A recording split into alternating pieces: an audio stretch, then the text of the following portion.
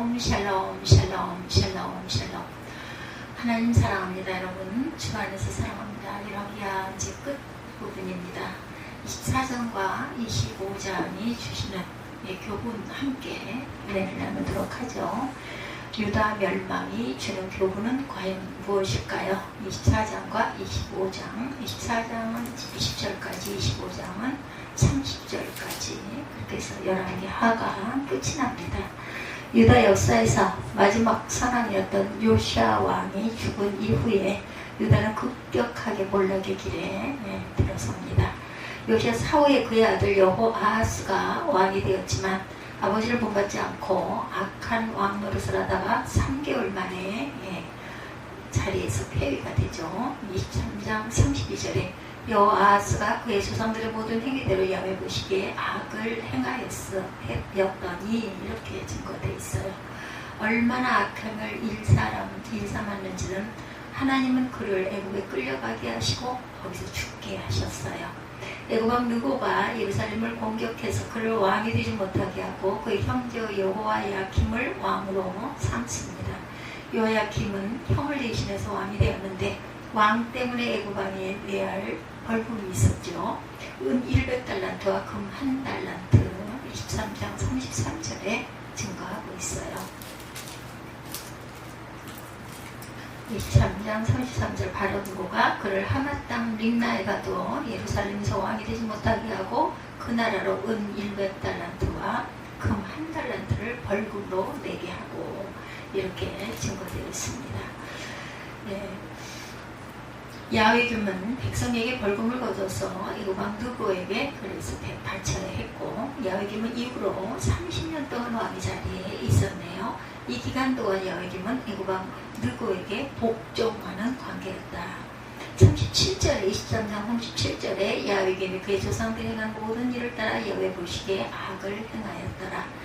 악한 왕이었어요. 그는 우상 숭배를 하였고 무죄한 자의 피를 흘렸고 사치스럽고 탐욕적인 왕이었다. 하나님은 바벨론을 유다에 보내셔서 심판하십니다.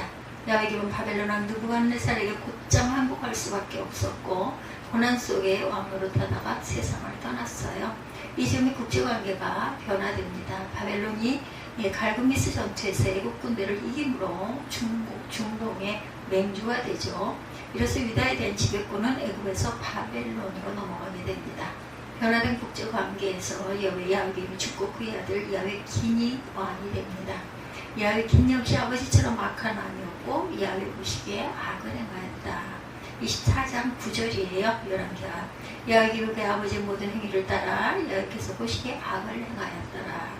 하나님은 다시 바벨론을 심판의 도구로 사용하셔서 바벨론 왕 느부갓네살은 예루살렘을 포위합니다. 그러자 야훼긴은 모친과 신복과 방백들과 내시들과 함께 바벨론 왕에게 즉각 항복합니다. 바벨론 왕은 왕궁의 모든 보물을 빼앗고 성전의 기물을 파괴해버리죠. 그리고 야훼긴 왕과 그의 가족뿐 아니라 수많은 귀족과 기술자들을 포로로 끌고 가요. 이때 끌려간 사람 중에 우리가 잘 아는 다니엘이 있습니다. 야훼긴이 대신해서 왕이 된 사람은 그의 숙부 시드기야였습니다. 작은 아버지가 왕이 되죠. 시드기야는 요시아의 아들이에요. 그는 유다 역사의 마지막 왕입니다. 시드기야 역시 악한 왕이었고 야훼 보시기에 악을 행하였다. 14장 19절에 그의 야훼김의 모든 행위를 따라 야훼 보시기에 악을 행한지라. 시드기야는 처음 왕이 되었을 때는 바벨론 왕에게 충성하겠다고 맹세했던 왕인데 얼마 안가 친애국 성향의 여론에 이끌려서 바벨론의 등을 돌리게 됩니다. 이 예레미야 선지자는 하나님의 말씀을 전하며 바벨론에 항거하면 바벨론에게 멸망당할 것이다 이렇게 경고했어요. 위기감을 느낀 시드기야는 마음을 바꿔요. 직접 바벨론 왕에게 찾아와서 충성을 다짐하기도 합니다. 그런데 유다 주변 나라들 에돔, 모압, 두로, 시돈 이런 나라들이 연합해서 바벨론에 항거하는 바람에 시드기야에게 자신들과 함께 하나님께 설득을 합니다. 시드기야가 흔들리자 예레미야 선지자가 하나님 말씀을 다시 전하며 경고했지만 시드기야는 시류에 이끌려 바벨론에게 다시 항거하고 하나님은 다시 바벨론을 보내서 유다를 심판하시죠. 바벨론 왕 느부갓네살은 유다를 공격했고 예루살렘은 포위된 채로 1년 반을 지냅니다. 성화는 극심한 가뭄을 겪어야 하고 기근을 겪어야 했어요. 마침내 예루살렘 성벽이 무너지고 백성들은 살해당합니다. 밤중에 몰래 도망치던 시드기야 왕은 붙잡혀서 바벨론 왕 느부갓네살 앞에 끌려가고 시드기야 보는 앞에서 2명의 왕자들이 죽임을 당하고 시드기야는 2눈이 뽑히죠. 그는 사슬에 묶여 바벨론으로 끌려갔고 옥중에서 숨을 거두는 비극적인 종말을 맞게 되죠. 열왕기하 25장 7절에 그들이 시드기야의 아들들을 그의 눈앞에서 죽이고 시드기야의 2눈을 빼고 돛사슬로 그를 결박하여 바벨론으로 끌고 갔더라. 345년간 지속되었던 유다 왕국이 결국 멸망당합니다. 그런 요시야 왕 이후로 등극했던 4명의 왕들의 생애를 이렇게 간략하게 우리는 살펴봤어요. 그 이유를 왜 멸망했는지, 왜 4명의 왕들이 불행한 인생을 살았는지 살펴보면서 우리에게 주시는 교훈이 무엇인지를 깨닫게 되기를 원합니다. 첫 번째, 우상 숭배를 버려야 되겠죠. 24장 19절에 그가 야훼 김의 모든 행위를 따라 야훼 보시기에 악을 행한지라. 4명의 왕과 악한 왕들의 공통점, 야훼 보시기에 악을 행한 것인데 구체적으로 말하면 우상 숭배, 이것이 유다 멸망과 이들의 비참한 종말의 원인이었다. 4명 중에 3명의 왕이 요시아의 아들들입니다. 그런데 이들은 요시아의 신앙을 본받지 않고 악한 조상들을 본받았어요. 부전자전이라 했는데 왜 아버지를 본받지 않았는지는 이해할 수 없습니다. 아버지였던 요시아가 자녀 교육을 잘못했던 것 때문인가, 아니면 자녀들이 아버지의 교훈을 버리고 스스로 악한 길을 갔을까. 유다 역사에서 1대나 2대가 지나서 선한 왕이 항상 출현했는데 마지막 4왕은 모두 악한 왕이었습니다. 추측컨대 이것은 요시아가 26세 때까지는 믿음으로 살았지만 그 후로 13년간은 자기 뜻대로 살다가 마지막에 불순종에 죽은 것 때문은 아니었을까. 그 13년은 신학이 점점 쇠퇴하거나 잃어버린 13년, 그러다 보니 후대들에게 영향이 미친 것은 아닌가. 우리도 젊을 때한테 신학이 좋은 사람이었던 것이 중요한 게 아니라 마지막까지 주님 앞에 서는 날까지 거룩하고 경건하게 믿음으로 살아가는 저와 여러분이 되셔야 할 줄 믿습니다. 나의 자녀들이 훌륭한 신앙 유산을 물려받고 신앙의 후대를 이어갈 수 있도록 온전하게 믿음 생활을 잘 해서 본이 되어야 되겠죠. 에베소서 5장 5절, 골로새서 3장 5절입니다. 너희도 정녕 이것을 알거니와 음행하는 자나 더러운 자나 탐하는 자 곧 우상 숭배하는 자는 다 그리스도 하나님의 나라에 기업을 얻지 못하나니. 그러므로 땅에 있는 지체를 죽이라. 음란과 부정과 사욕과 악한 정욕과 탐심이니 탐심은 우상 숭배니라. 4명의 왕들의 모습을 보면서 우상 숭배가 얼마나 무서운 심판을 초대하는지를 깨닫게 되죠. 하나님보다 더 높아진 것을 버려야 할 줄 압니다. 하나님과 예수님만이 온전히 내 안에서 주님이 되시도록 기도하십시다. 세상을 의지하지 말아야 되겠죠. 두 번째로 항상 주님 앞에 온전하게 주님만 의지하고 나가는 저와 여러분이 되도록 항상 고백하고 기도해야 되겠다. 두 번째, 세상을 의지하지 말자. 유다가 멸망할 수밖에 없었던 또 다른 이유는 4명의 왕들이 모두 하나님을 의지하지 않고 세상을 의지했기 때문이에요. 여호아스를 제외한 나머지 3명의 왕은 공통적으로 바벨론을 대적하고자 애굽을 의지했습니다. 자신들의 조상인 요셉이 애굽의 총리로 있었고 그때 야곱의 가족 70명이 애굽에 이주하여 430년을 살죠. 그리고 200만 명이 넘는 큰 민족을 이루고 애굽을 탈출하여 가나안에 정착하죠. 그 나라는 역사적으로 형제가 있었습니다. 서로가 서로를 공격하고 전쟁하는 일이 거의 없었어요. 그런데 하나님은 우상숭배에 빠지고 죄악에 빠졌던 유다를 심판하기 위해서 바벨론을 들어서 사용하십니다. 바벨론은 유다를 심판하시는 하나님의 도구가 되어서 여러 차례 예루살렘을 공격하죠. 그때마다 유다는 굴복하고 항복을 선언합니다. 복종을 전제로 해서 바벨론은 물러갔고 유다의 백성들과 귀족들은 바벨론의 적대감을 가지게 돼요. 그들은 바벨론에게 항복하나니 차라리 애굽에게 항복하겠다는 마음을 갖게 되고 애굽 왕에게 도움을 요청해서 바벨론에 압제해서 벗어나려고 하죠. 에스겔 29장 6절 보면 애굽의 모든 주민이 내가 야훼인 줄을 알리라. 애굽은 본래 이스라엘 족속에게 갈대 지팡이라.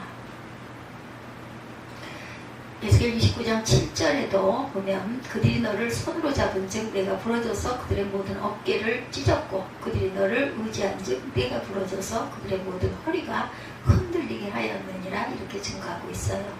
하나님은 에스겔서에서 애굽을 심판하시는 말씀 가운데 애굽의 존재가 역사적으로 이스라엘 민족의 어떤 존재인가를 밝히고 있죠. 애굽은 이스라엘에게 갈대 지팡이 즉 헛된 의지다. 그래서 이스라엘이 의지했던 애굽이 대대로 이스라엘을 곤란한 지경에 처하게 했다고 말씀하세요.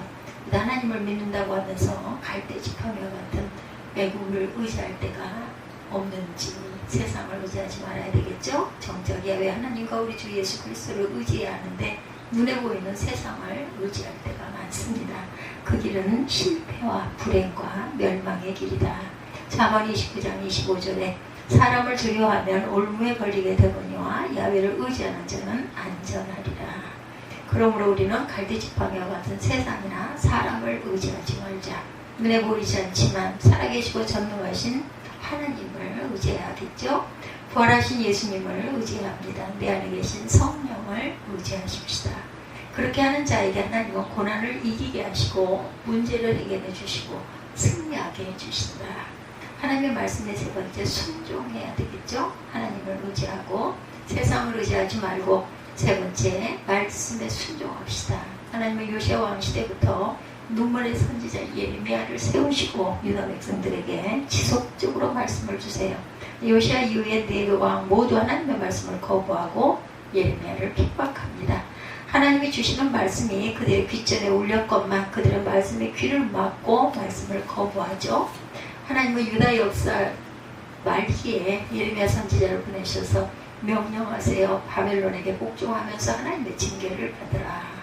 예레미야 21장 9절이에요. 이 성읍에 사는 자는 칼과 기근과 전염병에 죽으려니와 너희를 에워싼 갈대의 인에게 나가서 항복하는 자는 살 것이나 그의 목숨을 전리품같이 되리라 말씀하십니다. 그러자 거짓 선지자들이 출현해서 예레미야를 비난하고 거짓 예언을 하죠. 그들은 애굽이 유다를 해방시켜 줄 것이다 이렇게 예언합니다. 또한 야훼인 시대 포로로 끌려간 유다 백성들이 다시 돌아올 것이라고 예언해요. 모두 거짓이고 사탄의 속임수였습니다.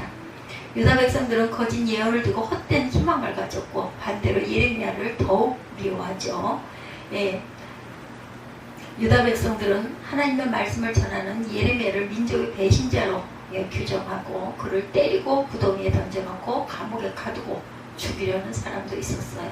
그 중에도 시드기야는 참으로 우유부단한 사람이었다. 한때 하나님 말씀에 귀를 기울이기도 했어요. 그렇지만 그는 아주 우유부단합니다. 결정적으로 하나님 말씀에 귀를 기울이지 않고 세상과 사람의 말에 넘어갑니다. 그 결과 예루살렘 성은 무너졌고 성은 불탔고 유다 백성들은 죽임을 당하였고 살아남은 사람들은 사슬에 묶여 바벨론 포로로 끌려갑니다. 예루살렘을 짐승들이 사는 폐허가 되고 말아요. 오늘날에도 하나님은 우리에게 말씀을 들려주십니다. 내 손에 성경을 내가 읽고 묵상할 때 하나님의 말씀이 들려오죠. 하나님이 세우신 설교자를 통해서 내게 말씀이 들리고 또한 설교자들도 설교하면서 그 말씀이 하나님의 말씀으로 귀에 들리고 마음에 더욱 감동으로 와야 할 줄 믿습니다. 말씀에 순종해야겠다. 때로는 그 말씀이 세상의 유행과 맞지 않을 수 있어요. 인간의 이성과 판단과 일치하지 않을 수도 있습니다. 유다 역사 말기에도 그러했죠. 그들이 바벨론에 복종하는 것이 민족적인 자긍심에 맞지 않았어요. 굴욕적이고 수치스러웠고 바벨론보다 애굽에 복종하는 편이 차라리 낫겠다 생각을 하게 됩니다. 그러나 그것은 하나님의 뜻이었고 하나님의 명령이었죠. 바벨론에 복종하고 그의 통치에 따르라는 메시지는 당시 다수가 아니라 극소수였어요. 예레미야 선지자 한 사람뿐이었습니다. 그러나 그것만이 유일한 하나님의 참 말씀이었다라는 것. 역사가 증명을 하죠. 로마서 12장 2절에 너희는 이 세대를 본받지 말고 오직 마음을 새롭게 하여 변화를 받아 하나님이 선하시고 기뻐하시고 분별하시고 온전하신 뜻이 무엇인지를 분별하라. 우리는 이 세상의 교훈을 따르지 말고 하나님의 말씀에 귀를 기울이고 그 말씀에 순종하는 저와 여러분들이 되셔야 할 줄로 믿습니다. 요즘 뉴스 신문도 보니 전반기 신생아 출산율이 사상 최저다 이런 기사가 있었어요. 젊은이들이 결혼과 출산을 기피하고 있다고 합니다. 결혼을 해도 아이는 낳지 말자 이런다고 그러죠. 결혼 여건이 안 좋고 자녀 육아가 힘들어서 하나님의 자녀들은 생육하고 번성하라는 말씀을 따라서 결혼하고 자녀를 낳아야 되죠. 이를 위해서 우리가 중보 기도해야 합니다. 우리 민족이 살 길이기도 합니다. 젊은이들의 가치관이 바뀌어서 형편이 조금 좋지 않더라도 사랑하고 결혼하고 자녀를 낳을 수 있도록 우리가 늘 기도해야 되겠죠. 또 주변의 청년들을 격려도 해줘야 합니다. 한때 두 집 건너 하나, 뭐 한 집에 하나, 이렇게 아이를 적게 낳자 이런 그 표고 비슷한 구호가 있기도 했어요. 그때 제가 이러다가 나중에 아이가 없어서 힘든 시대, 아이들이 결혼하기가 어려울 정도로 자녀 출산이 너무 낮으면 안 될 텐데 이런 염려를 했는데 그 염려가 지금 딱 맞아 떨어져서 이제는 막 장려를 하는데도 많이 늘어나지 않고 있죠. 오늘 24장과 25장 열왕기 하 말씀의 마지막 총결산이기도 합니다. 이 세 가지 교훈, 우상숭배를 버리자 탐욕은 우상숭배다. 둘째, 갈대지팡이와 같은 세상을 의지하지 말자. 오직 하나님만 의지하다. 세상도 의지하고 하나님도 의지하고 이런 애국 그런 그 시대에 자녀들처럼 살지 말고 우리 선조들처럼 살지 말고 아니면 이스라엘 역사에 나온 선조들입니다. 우리 선조가 아니라 살지 말고 오직 하나님만 의지하십시다. 셋째, 하나님의 말씀에 항상 귀 기울이고 말씀을 듣고 그대로 실천하고 삶으로 살아내고 순종하자. 이 세대의 교훈에 현혹되지 말자. 내 귀에 들려오는 하나님의 말씀에 귀를 기울이고 회개하고 하나님께 돌이키는 저와 여러분이 되시기를 주님의 이름으로 축복합니다. 기도하시겠습니다.